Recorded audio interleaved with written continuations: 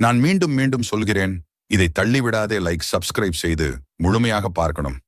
இந்த வீடியோவை முருகனை கண்களில் நிறுத்தி ஒரு நொடி நின்று பாரு.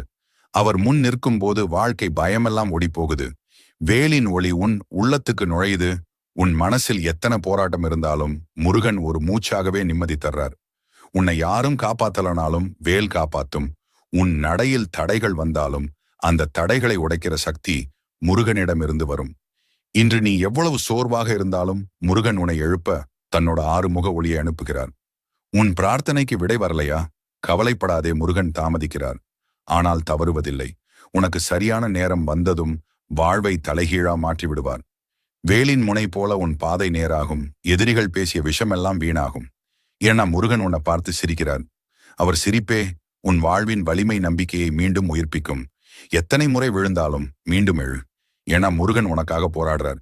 நீ கண்ணை மூடிக்கிட்டு